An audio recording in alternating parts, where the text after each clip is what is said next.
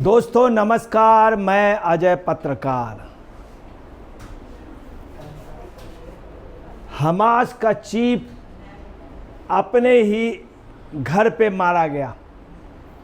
ताजुब यह है कि हमास का चीफ जो हानिया इस्माइल था, मगर कतर पे सुरक्षा पे उसको विश्वास नहीं हुआ। फिर उसने मिस्र में अपना ठिकाना बनाया, इसके बाद इराक पे बनाया, यमन पे बनाया, मगर और सेफ जगह वो ईरान में चला गया, तेहरान की। वहाँ पे उसकी ज़्यादा सेफ्टी होगी। और इजराइल ने तेहरान पे उसके घर पे घुस करके मारा। अब समस्या ये आ गई है पूरी अरब कंट्रियों पे कि जब इजराइल ईरान के अंदर घुस करके तेहरान में उसके सिक्योरिटी के साथ इतनी ज़बरदस्त उसमें एयर स्ट्राइक से मार सकता है, तो और आतंकवादी संगठनों का क्या होगा। पूरे दुनिया में तहलका मचा हुआ। रात की घटना है 2 से 3 बजे के बीच में। इसके बाद आप समझ लीजिए पूरे दुनिया के लगभग 50 राष्ट्रों के राष्ट्राध्यक्ष सुबह से जाग करके अभी तक इस पर विचार कर रहे हैं। कई जगह मीटिंगें चल रही हैं, कई कंट्रियों की, अरब कंट्रियों में। अब के जो ताज़ा हालात हैं कि हकीकत में हमास के चीफ पे अटैक होने के बाद तमाम आतंकवादी संगठन बैकफुट पे हो गए। पहले उम्मीद की जा रही थी कि युद्ध जैसी स्थिति हो जाएगी, परंतु अब वो सुरक्षात्मक उसमें आ गए। इसके बाद कोई निर्णय करेंगे। बाकायदे ईरान पे भी बैठक चल रही है, कतर पे भी चल रही है, मिस्र पे भी चल रही। रसिया ने भी सुबह बैठक की। रसिया ने भी कहा और अमेरिका ने भी स्पष्ट कह दिया कि हम इजराइल के साथ हैं।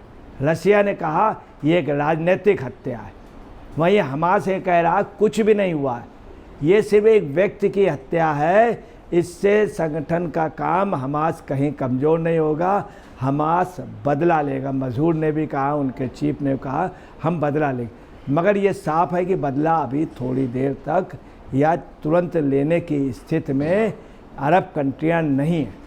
अब देखिए दीपक चौरसिया ने भी ट्वीट किया है सोशल मीडिया अकाउंट में, हमास चीफ इस्माइल हानिया का मारा जाना मोसाद के लिए एक बड़ी सफलता है और एक इजराइल के लिए एक महत्वपूर्ण जीत है। ये देखिए हमास चीफ हैं इस्माइल हानिया, और ये भी वो कह रहे हैं कि इजराइल के लिए एक बहुत बड़ी जीत है। हमास जैसे आतंकवादी संगठनों के खिलाफ सख्त कार्रवाई करना जरूरी है। इजराइल का एक कदम इसकी एक मिसाल है। दीपक चौरसिया का दीपक चौरसिया भी बोलते हैं पाकिस्तानी आतंकियों के खिलाफ भी ऐसी कार्रवाई करनी चाहिए ताकि आतंकवाद के खिलाफ लड़ाई में सफलता मिल सके। यह भारतीय पत्रकार दीपक चौरसिया।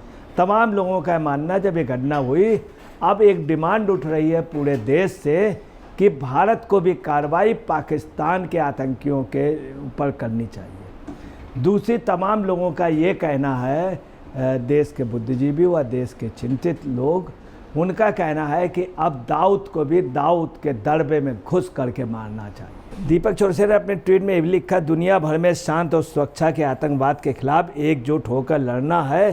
टुकड़े टुकड़े गैंग का रोना चालू है। उन्होंने ये भी कहा कि भारत में जो टुकड़े टुकड़े गैंग है वो रो रहा है, उसका रोना चालू है। दुनिया भर में शांत और सुरक्षा के लिए आतंकवाद के खिलाफ एकजुट होकर लड़ना। आपको ताजुब बता दें, रात को 2-3 बजे की घटना है।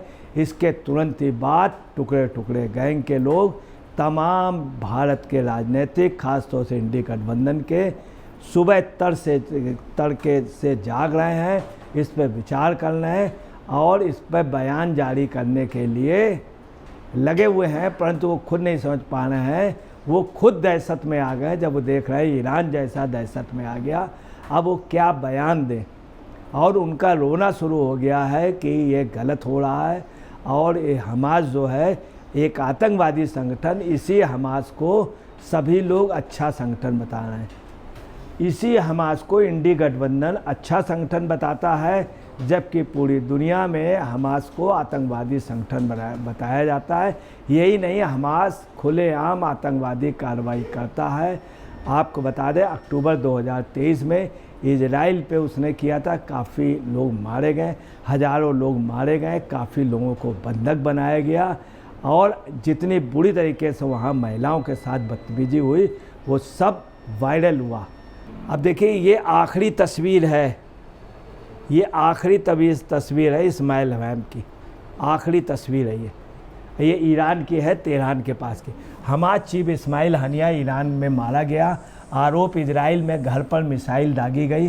पलटवार के लिए खामनेई के घर बैठक शुरू। हमास का पॉलिटिकल चीफ इस्माइल हनीया मारा गया है।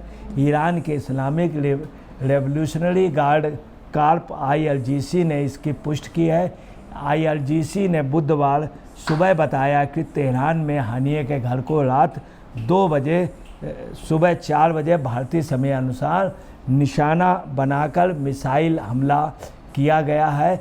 इससे हमास चीफ इस्माइल हनीया और उसके एक बॉडीगार्ड की मौत हो गई है। ताजुब की बात है कि ये वहाँ 2 बजे, भारत के हिसाब से 4 बजे, इंडी गठबंधन के लोगों को, तमाम नेताओं को 4:15 पर ये हिंदुस्तान के तमाम नेताओं के पास खबर हो गई थी। वो कान लगा के सुनने लगे कि हम क्या रास्ता अपनाएं और किस तरह से हमास के फेवर में बोले।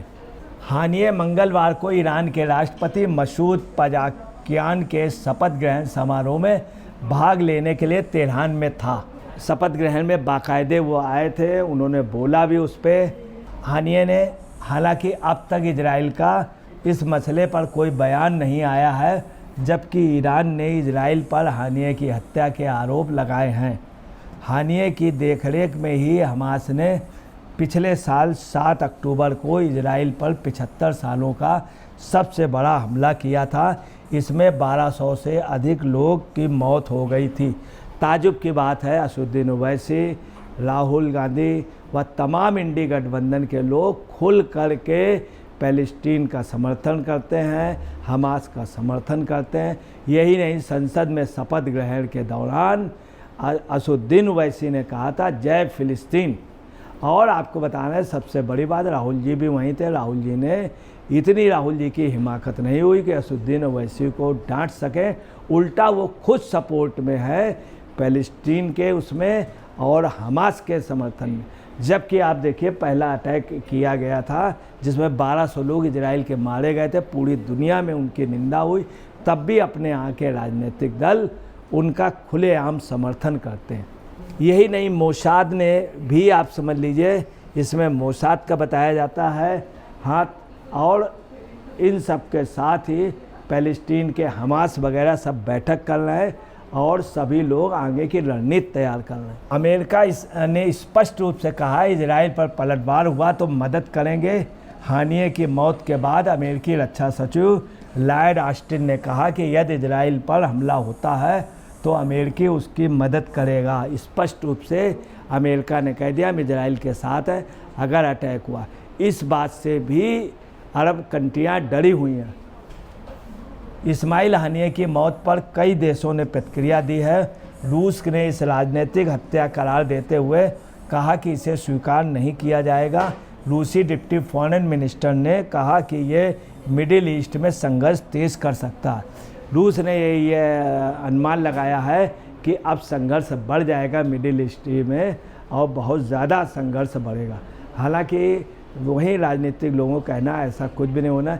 मिस्र ने भी, टर्की ने भी हमास का फेवर किया है। इराक ने, पाकिस्तान ने, अफ़गानिस्तान ने और आपको बता रहे कतर ने, कुवैत ने, तमाम मुस्लिम कंट्रियों ने, ओमान ने खुल करके हमास का समर्थन किया। पाकिस्तान ने, वो भी इंडिया के इंडी गठबंधन के लोगों ने और असदुद्दीन ओवैसी, पूरी राहुल की लॉबी ने खुल करके समर्थन किया है पैलेस्टीन का और हमास के उसमें निंदा की है। जो हमास का लीडर, जो आतंकवादी उसका सरगना था, मारा गया हनीया, उसका समर्थन किया है और ये कहा ये गलत हुआ है कि उनकी हत्या हुई है। ये देखिए इस जगह पे आना, और इराक है, यहाँ तेहरान है, इजराइल काफ़ी आगे, सऊदी अरब, यूएई, अमन, चारों तरफ से तेहरान अरब कंट्रियों से घिरा हुआ है, सभी इजराइल के ख़िलाफ़ है।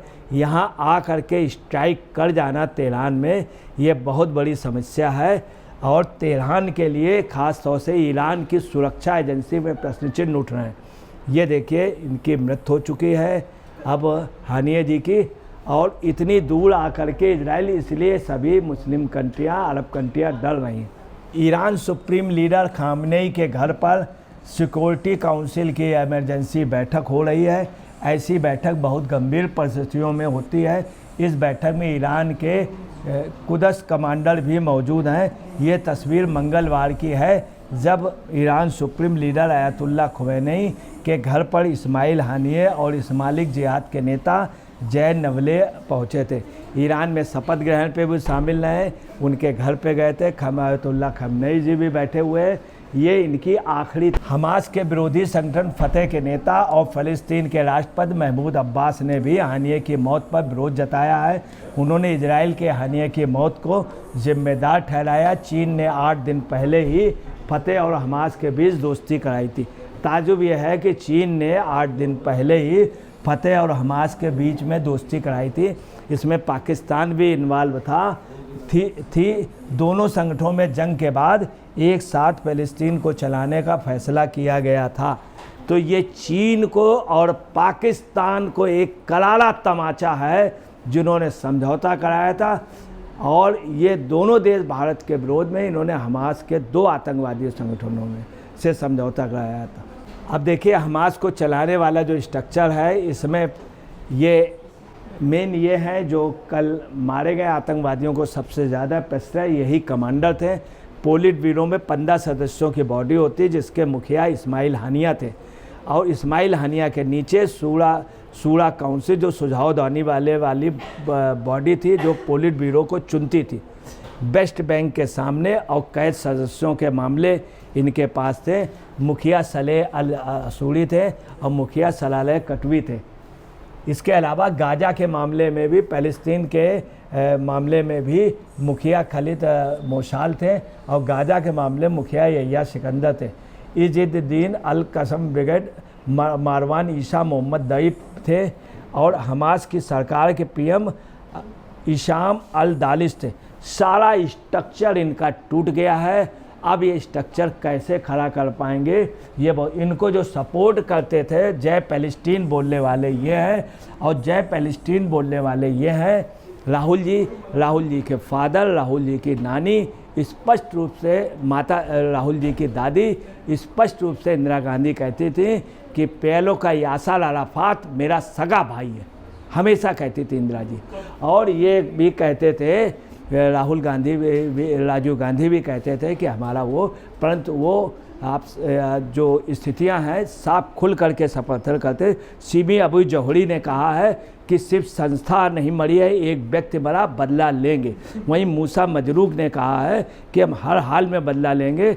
इसके अलावा आपको लेटेस्ट पोजीशन ये है कि गाजा में हमास के बाद लेबनान में हिजबुल्लाह जो है वो बैकफुट में हो गया। यमन में हैती की मीटिंग हुई है, असराउल्लाह की हुई, इराक में शिया मिलेशिया की हुई, सीरिया में बशर उल असद के समर्थन करने वाले मिलेशिया की हुई। तमाम आतंकवादी संगठनों ने सुबह ही मीटिंग की है। पाकिस्तान में मीटिंग हुई है, ईरान में हुई, और भारत के भी कई नेताओं ने इस पर मीटिंग की है, जो खुल के समर्थन करते थे। परंतु कुछ सब खामोश हैं। ये हुआ कि अभी वेट एंड वॉच, और इस स्थिति में नहीं है। सभी उनको एक आगाह कर दिया है ईरान ने कि कोई भी अभी एक्शन न ले, न और जगह भी हमले हो सकते हैं। दोस्तों नमस्कार, मैं अजय पत्रकार।